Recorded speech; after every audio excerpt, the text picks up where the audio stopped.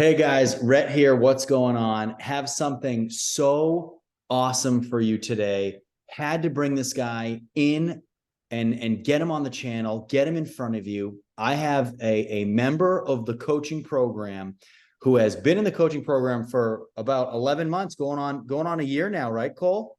Yeah, we're knocking at the door almost a year. That which is just incredible. Cole bought his first property in Birmingham, Alabama. Yep. And Cole, you're just with us today to talk a little bit about that process, what it's been like. And for you, a lot of firsts, a lot of firsts. A lot of For first. first time real estate investor, Yep. first time Section 8 landlord, Yep. first time out of state investor, Uh-huh. all amazing. You're doing incredible.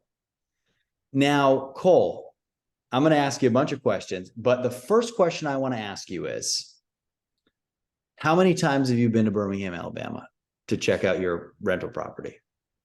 One time just because I went hunting out there and it was a drive. Awesome. That's great. And Cole, you've had a tenant in there since about March. Is that right? About March. And what has that been like? You know, a lot of people hear about Section 8. They hear about the issues. They hear about the problems. We're putting bad people in there. They're going to destroy our unit. They're going to ruin our things. Talk a little bit about what the experience has been like for you as a Section 8 landlord now going on almost, 10 months, 11 months.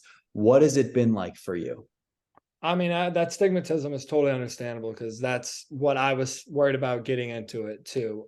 But I personally, I couldn't have been more wrong. And obviously, having a tenant in the home now and understanding why I was wrong is, the main point. And the reason is because they have something to lose.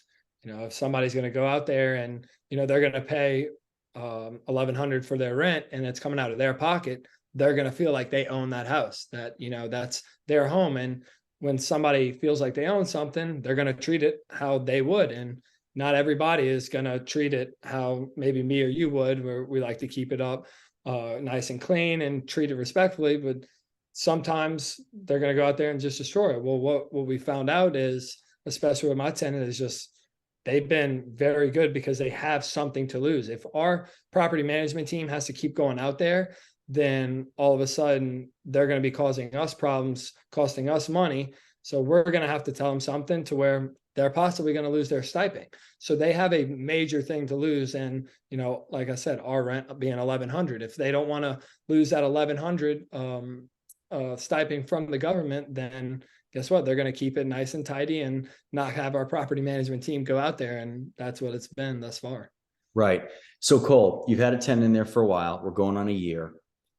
Talk about the maintenance. Talk about the constant calls you get. I'm sure with Section 8 tenant, right? You get calls all night long, every single day. What's the maintenance been like? It's your first time being a Section 8 landlord. Just what has it been like? I don't we had maintenance probably about a little less than a month of our tenant getting in there, and it was just a little water leak, which makes me think it was kind of on my part of not checking that out totally. Because she was very responsive with it and very respectful and just said, hey, there was a little water leak coming out of the washer and the dryer. Well, since then, I haven't talked to a tenant. I haven't really had to talk to the property management team. I haven't lifted a finger. And it almost sounds kind of ludicrous, but like it almost feels like I'm doing something wrong because I'm Right. not doing anything for the home.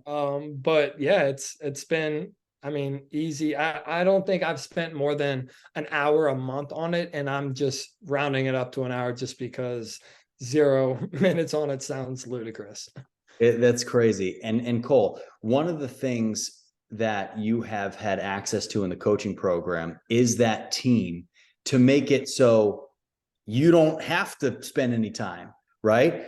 The most time you spent, I would say, was probably during the property search Oh, because you bought it completely sight unseen. You had never gone. yep. You That's what, go you went after you already owned it, right? yeah. Yeah. So what everybody wants to know, Cole, and everybody's favorite thing, and I mentioned you're in Birmingham, you're with all of my people, you use my contractors, my realtors, my management companies, my lenders, my insurance companies, everybody. Well, of course, you bought yours in cash, but Mm. we're in the process of doing a cash out refi, right? Yep.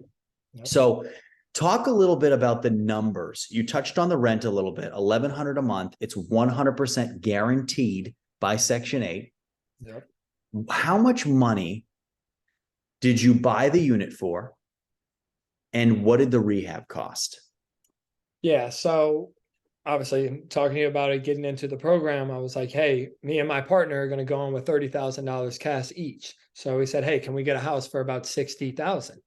And you're like, yeah, well, for sure we can do that. So we end up looking, on our website to check out the homes in the area, and we end up finding a house that's about 55. We put an offer in for about 42.5. They end up taking it, and so right around that, we've got a little under $20,000 to play with in rehab. The day we closed on the house, our contractor went out there and started rehab right away. Within a week and a half, it was done. Also, in that process, the property management team was taking tenants in to see, doing background checks on it, doing credit checks on credit scores on it, seeing how much they made, how many people would be living in the family. So both of those things are going on as we've closed the house.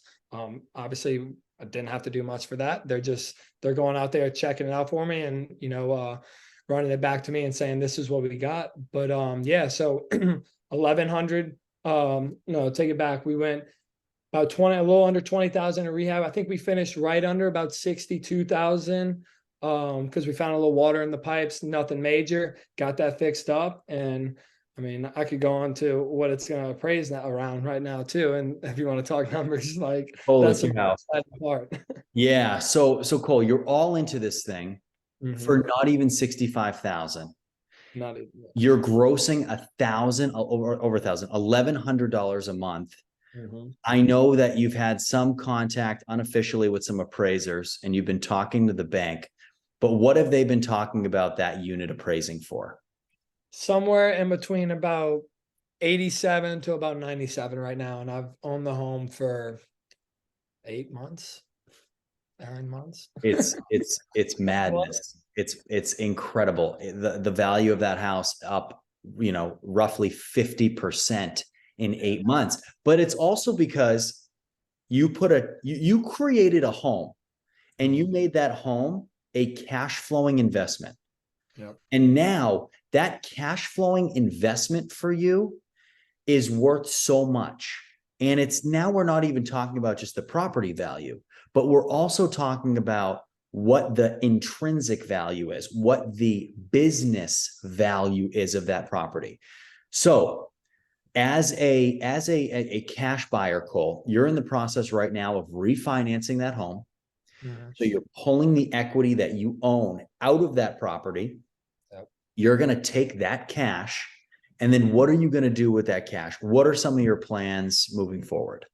Well, the cash that I'm going to be pulling out is going to be more than what I put into it. So that's just a great start to I begin mean, with. is that mind boggling or what? It really is. It seems too good to be true, but we'll pull out more cash than what we put into it. And then I'm throwing it right back into another home and to start that process again. I mean, if I could do it quicker than the season and period in 6 months, I would do it quicker than the season and period. But yeah, I mean, not only do I have some type of passive income coming, I have another asset, and another asset looks much stronger to the bank, and I want to look as strong as possible on paper to a bank. Right. And you want to do that because in the future, you want to continue to use leverage, Oh, right? 100%. Yep. Because you understand that the less we can be into these houses for in cash, Mhm. the more we can buy. Now, the first one that we did, Cole, was unique because you had a lot of cash, Yep. but you didn't have the W-2 paper trail that Mhm. was a bank was going to look at and say, nope, you're perfect. We're going to give you this loan.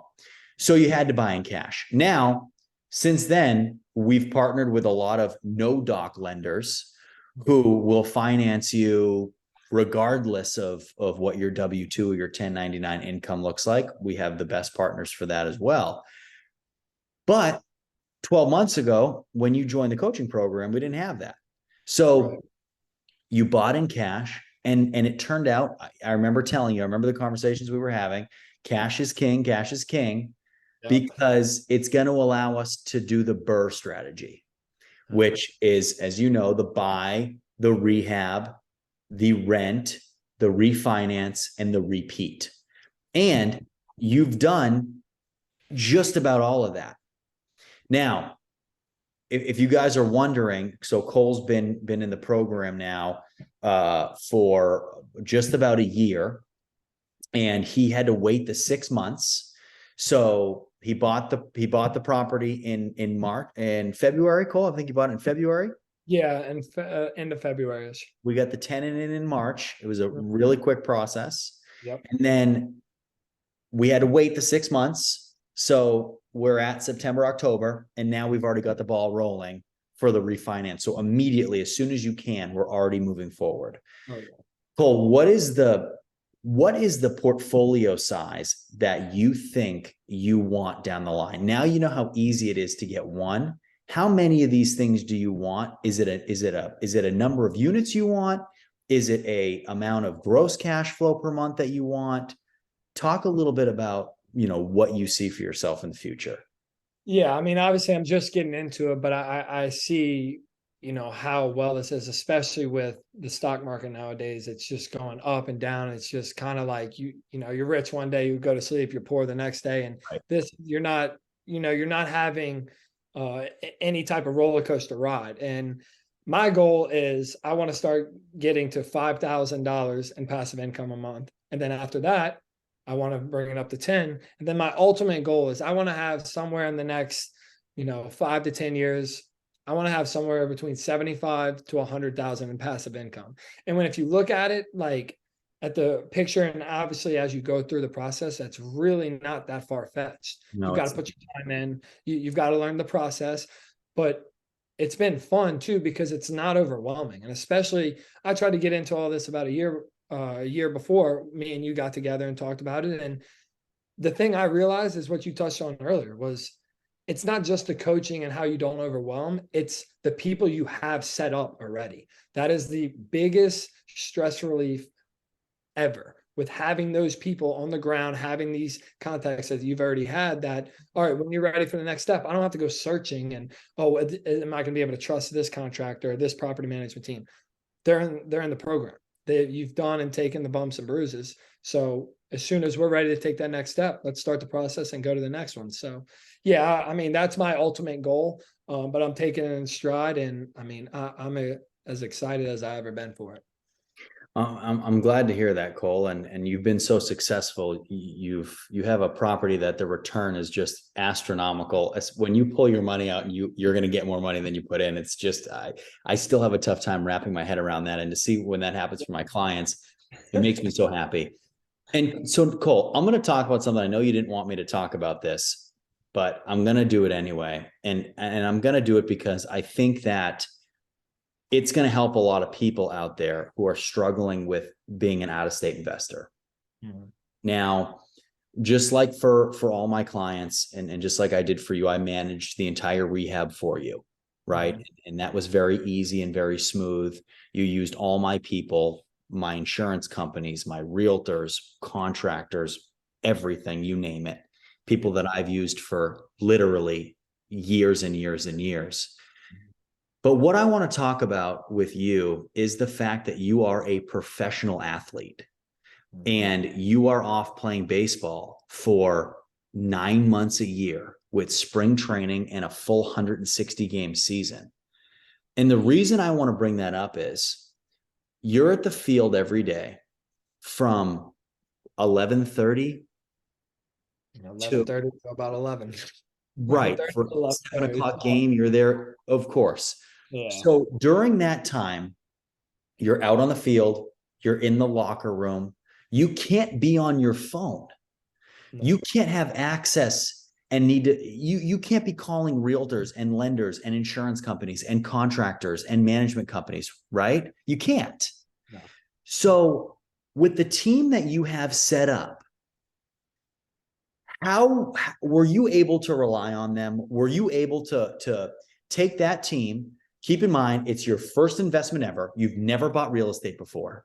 You're investing out of state. You're investing in Section 8. What kind of trust did you need, and how did that team react to all the needs that you had?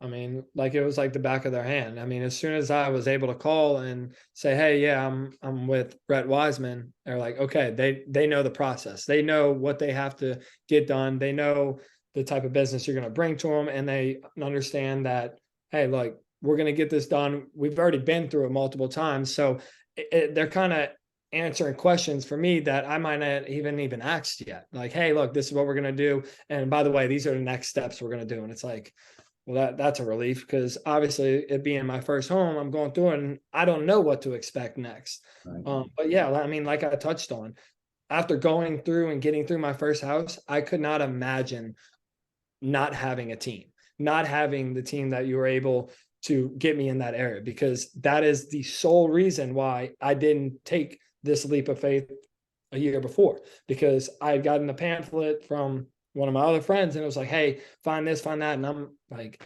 like you said, I'm not home enough. And so you want me to go throw all my money into this home that I got to trust some contractor and some agent and some property management team that I'm meeting for the first time and going through a process that I am doing for the first time? Like, logically, that just doesn't sound smart. But with you having the team, I mean, it's hands off. It's the best thing I liked you saying was, "Hey, you're the boss of them." It's like, you know what? All right, I'll take that. Like, they know what I got to do. I just give him the okay, and we go on to the next step. So, I mean, it's been tremendous. Yeah, well, and Cole, that's great to hear. When you think about it, this was your first Section 8 property. For my team, this was probably their 1368th. You Clockwork, know, clockwork. there's just nothing that we haven't done. There's nothing we haven't seen. There's no problems that we haven't found a way to solve 20 different ways, you know. So being able to trust in that team, and I talk about it on the channel all the time, but hearing you talk about it is, I want the listeners to hear that, because you can harp on, you need a team, you need a team, you need a team, but you don't realize how badly you need a team, and how badly you need a good team Yeah. until you are off playing baseball 1,200 miles away. Or Cole, I know you spend a lot of your time in the off season between Arizona and Louisiana. So you are very far at times. You go to LA a lot. Sometimes you're 2,000-3,000 miles away from Birmingham, where you invest. So you need to rely on someone that is your eyes, your ears, your boots on the ground. And the great thing is, and the thing that I'm so happy about is, you had some of these ideas about Section 8, and you said, I don't know, I haven't heard great stuff, but we talked about it. You dove in, and now every single month you get a check in the mail. You get a direct deposit on the first of every month for $1,100. Where else could you do that? I mean, think about how you said it yourself. You're doing less than an hour a month in work. Yeah. I don't think there is anywhere else, because believe me, I've been looking for it. And the only thing I'm mad about the whole process is that I didn't start earlier when we first talked. I mean, it's tremendous. And like you said, with the amount of work that you're not having to do, it almost just doesn't make sense. It really does. But it does. Right. It does. And Cole, another cool thing too, and something that a lot of my clients either do or ask me about, is going into this, and you touched on it briefly, going into this with a partner. Yeah. Okay. I know that you went into this with Tyler, who is one of your good friends. He's one of your investing buddies. Talk a little bit about what that process has been like, going into this with a partner, having somebody to discuss things with. And keep in mind too, guys, Tyler was first time real estate investor, first time out of state investor, first time Section 8 landlord also. Yeah. So Cole, was it talk a little bit about what it was like having a partner in this? I actually enjoyed it, just because we got to learn the process together. And not only that, like we had each other say if I couldn't get to something one day, not that there was a ton of work like we spoke on in the beginning, but like if I had, a travel day and we had a double header that day or something, he was able to go in there and, obviously we have joint signing ability with our LLC and all that stuff. He would go in there and take care of it. And then he would just kind of rebuttal what happened. And then next thing you know, we're talking about it. And the more and more we've talked about it, the more and more we've kind of learned that we taught it to each other. And that's been the most enjoyable thing, is like the more and more I talk to him about it and we're kind of discussing on what's going on with the home, it's teaching each other it, and we're understanding the process more, which is only exciting us more to want to go into the next home. But I mean, I don't regret going in with a partner at all. If anything, I'm more happy that I ended up going in with a partner, and it's been at ease. And yeah, like obviously everything that goes into that account is split halfway. And it made it a lot easier to just not having to dump in, especially, I mean, now knowing, I wish I would have been able to dump in more, but kind of taking that leap of faith too. I mean, me and you obviously, get to talking on it, and it sounds all fine and dandy, but until you're in something, you're not really gonna fully trust it until you're in it. And yeah, I mean, I fully trust it now. So it's Right. been And really you're thinking enjoyable. about you're going to buy more. Oh, You're over here I'm not talking that. stopping. I'm not stopping until I got enough that I don't even know what to do with the money and all now. So no, I will continue this process for at least the next 10 years. Yeah. And guys, Cole is I just want to say something about Cole too. About 12 months ago, Cole didn't know the first thing about real estate. And now he's absolutely a machine. There are things that happen where I ask Cole, I'm like, Cole, what do you think about this? What do you think about this? Cole is just an encyclopedia of knowledge. He's just a machine. And I'm just so happy, Cole, and I'm happy with you and how this has gone for you, because and I tell my clients this all the time.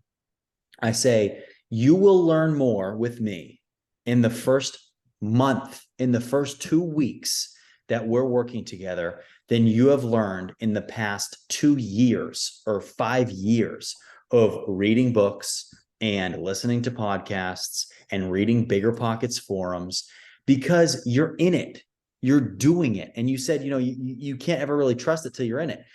You're learning so much, Cole, because you're doing it. There are people that have read 1,000 more books than you, who have listened to 1,000 more hours of podcasts than you, but you know more about investing in real estate than they do, because you've done it. And that is the biggest thing. It's the biggest hurdle is for somebody like you who has the cash to get started. And I say all the time, on average, my clients come to me with between 15 and 25,000, which in today's day is very doable for a lot of people. Mm-hmm. And you can do this. Yeah. And you had that ability to say, you know what, I'm going to do it. And you mentioned this, you said, I'm going to take a leap of faith. I'm going to dive in and I'm going to do it. And that is exactly what you did. And I'm so happy for you, Cole. Now I want to let you go. I so appreciate, and I know the viewers on this appreciate it too. Any last things that you want to mention before I let you go? I mean, I've enjoyed every moment of the process. The biggest thing in the process that I thought has helped me the most is how you don't overwhelm us with too much information at a certain time. When you're teaching it to us, you give us steps, and then you allow us to go out there, do those steps, And then you say, okay, check, check, check on all those steps. Now here's the next step. So we're not ever overloaded with information. And for me, learning that process, it was so much easier, and it never, and the last thing we need is more stress in our life on top of our daily job that we're doing. If other people have kids or whatnot, it wasn't stressful by no means, at no point, or no point in the process. And honestly, I just want to thank you for that, because it made the whole process fun. Well, you're the man, brother. And guys, please, if you have questions for Cole, drop them in the comments below. Questions for him, drop them in the comments. And Cole, thank you so much for your time. And I know everybody watching says thank you as well. So we'll see you next time. And guys, I'll keep you updated on everything that Cole is doing. I'll also post below in the description below the videos, the before and after walkthrough that I did at Cole's property. So you guys can see that as well. Okay. And you can see kind of the transformation of Cole's property, what Cole has, and how that's developed for him. So guys, thanks so much for watching. Cole, thanks again, and we'll see you next time. No doubt.